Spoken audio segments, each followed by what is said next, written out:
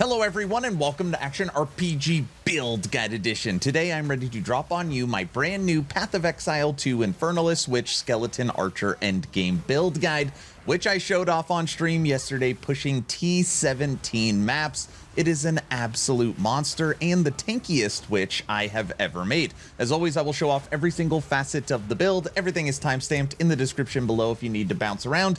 And huge shout out to Path of Exile 2 for sponsoring today's video. Let's jump right into it. Starting off with some gameplay. Now, the main skills we are using for this, of course, skeleton snipers are our minions. We are still using our loyal hellhound. We are still using flame wall with SRS. That is all in there, but we have automated the build a lot. And I tried to showcase this bottom right with the skills that you see on my skill bar.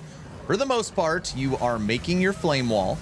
The skeleton archers are shooting through the flame wall, making fire arrows, and then we are basically a rain of arrows build, where you are casting the gas arrow, which is being ignited and exploding on anything that it hits, as long as it's within that flame wall. And it is a big bada boom. Basically, with the new bidding support, you're getting a 30% multiplicative to that gas arrow. So we are still using our skeletons that we get for free from our scepter. We are using skeleton snipers. We're using flame wall. We're using SRS. We are using our loyal hellhound. In the previous builds, I made it where we had double curses, flammability and enfeeble. We have axed that, and instead of having to click, this build is far less clicky. We have made enfeeble an aura. And kind of the idea around this is when you're pushing T15, T16, T17 maps, for me, you could use vulnerability, which would give you more damage. I like being tankier. I feel like we're not really struggling with damage right now.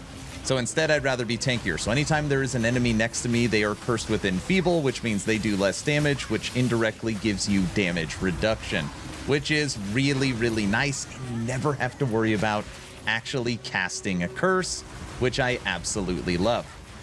So the gameplay is pretty simple. You cast flame wall, you hit them with the pain offering when you need it for extra attack speed, and then you are just a rain of arrows build, where all you're doing is just triggering gas arrow over and over again, and you just see stuff literally explode. It is really, really fun. Now, what I'm gonna showcase, this is not gonna be me recording, this is gonna be my live stream from yesterday. Yesterday, we made it to a fully juiced, which means T15 map with all the modifiers, valved to level 16, and then through the towers, we added a level. So this is a level 17 fully juiced map boss. It's the Witch on the Broom. And even since this fight, we've made lots of additions to the build, but I'm going to show you that fight now.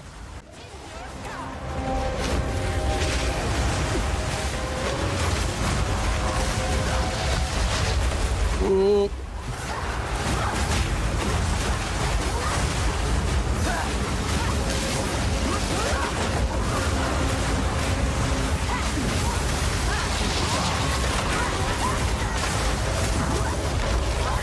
Quarter life.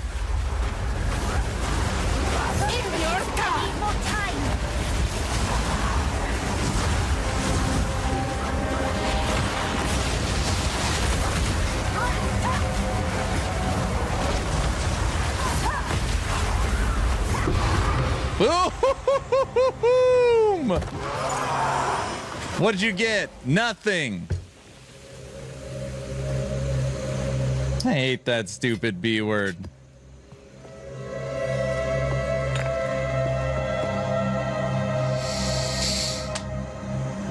T17 juiced map. Can snipers kill the boss? Yes. Yes, they can. Now, I just wanted to quickly point out, from yesterday's stream, we've gotten a couple levels. We've gotten a 5 link now on snipers and upgraded snipers. We've gotten a level. We've switched up the passive tree and the links a little bit. We are even stronger now than we were during that boss fight. So I just wanted to throw that out right now. So let's break down the skills for our endgame skeleton sniper build. Starting with Skeleton Warrior. Now, you don't really care about the damage from Skeleton Warrior. What we do want is we do want them to break armor so that our skeletons are hitting our snipers are hitting enemies with less armor. We want them to maim so they move slower. We want them to cull so that enemies just die quicker. We don't have to do as much damage. And then we want them to stay alive so they'll stay alive 4 seconds after death.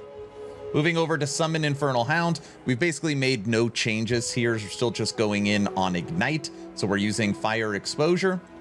We're using Meat Shield so they could stay alive longer. We're using Searing Flame for more magnitude and Ignite. And we are using Strip Away for more exposure. We're boosting that fire exposure. Moving down to our actual skeleton snipers, we are using Feeding Frenzy for more damage. We are using Brutality for the 35% multiplicative on physical.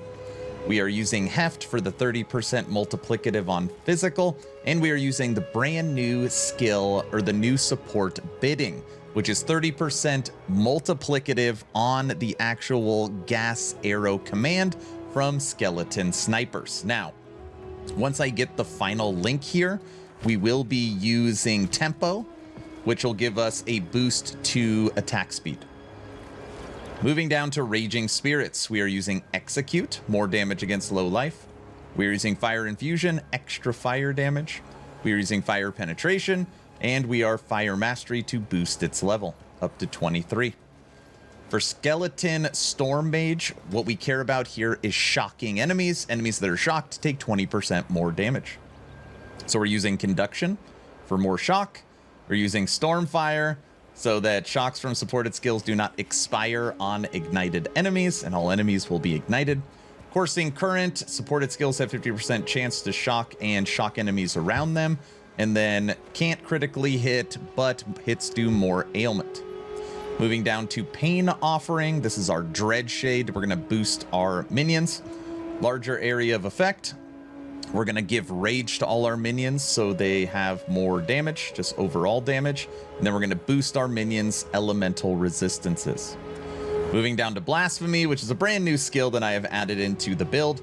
So the previous Arsonist build, we had to manually cast our curses. We are no longer doing that, and we have turned it into an aura. And we are using Enfeeble. And Enfeeble is going to make it where basically you're going to have damage reduction because enemies are going to do less damage. We're taking area effect and skill duration. Now, on here, you don't have to use Enfeeble. If you would rather have more damage, you can use Vulnerability. But for me, I'm not struggling with damage at all. When you're starting to push T15, 16, 17 maps, for me, I'd rather have more survivability. That's up to you. You could use Vulnerability as your curse. I like Enfeeble. And then last is Flame Wall.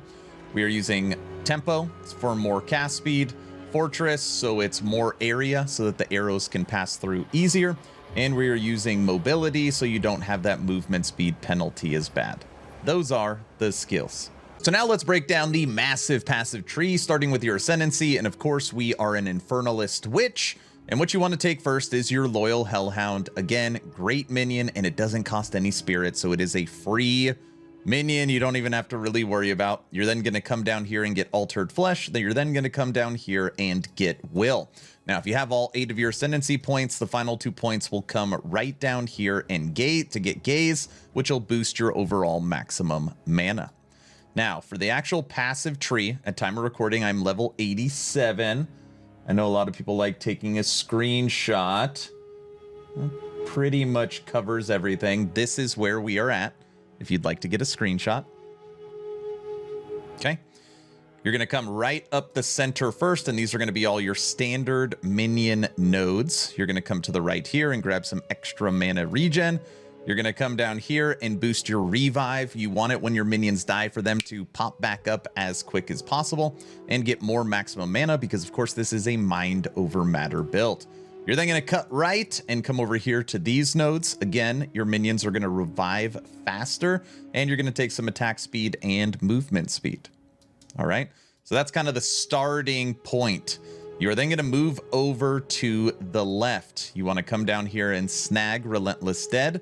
Minions revive faster. You got it. You then want to come up here and snag this node, Lord of Whores, which is 20% reduced reservation. If they cost less, that means you can have a larger army. And while you're up here, you should come down here and snag the Left Hand of Darkness. All right. Now, at this point, you've got lots of options.